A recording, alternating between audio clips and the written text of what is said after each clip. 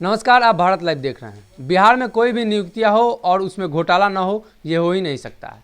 पिछले दिन आपने देखा किस तरीके से मुजफ्फरपुर में 780 स्वास्थ्य कर्मियों की बहाली हुई और उसको रद्द कर दिया गया और फिर बहाली हुई, यानी पिछले 3 दिनों में ये बहाली 2 बार रद्द हुई है, जिसको लेकर मुजफ्फरपुर में सभी स्वास्थ्य कर्मी जो बहाल हुए थे उन्होंने आंदोलन कर दिया। इसके बाद पुलिस को लाठीचार्ज करके भगाना पड़ा। इस मामले में अब नया मोड़ आ गया है।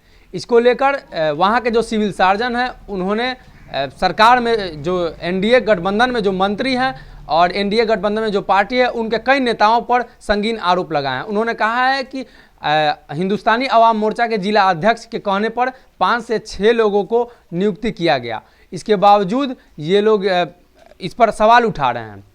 और अगर हम बात करें वीणा देवी की, यानी वीणा देवी और उनके पति एमएलसी दिनेश सिंह के कहने पर 8 लोगों की बहाली की गई थी।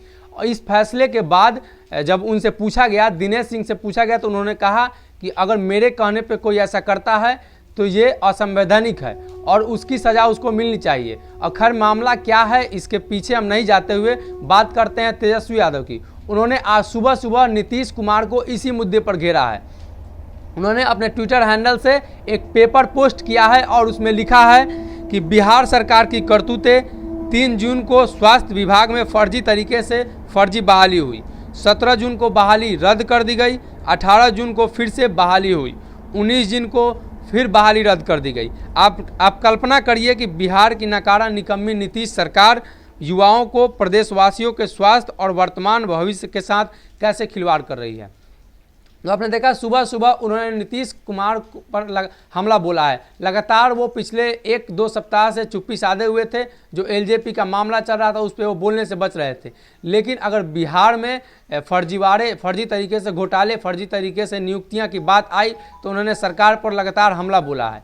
अब वहीं उन्होंने सरकार को इस कटघरे में खड़ा किया है और कहा है कि इसकी जाँच होनी चाहिए और कहीं ना कहीं इसमें सरकार के लोगों की संलिप्तता है। अगर ये वीडियो पसंद आई और वह बिहार के राजनीति और बिहारियत से सरोकार रखेनी तो सब्सक्राइब बटन दबा के चैनल के सब्सक्राइब कर ली।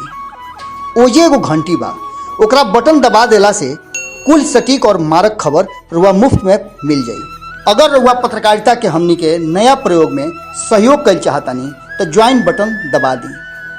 पेटीएम नंबर नोट कर ली 9386816700। धन्यवाद।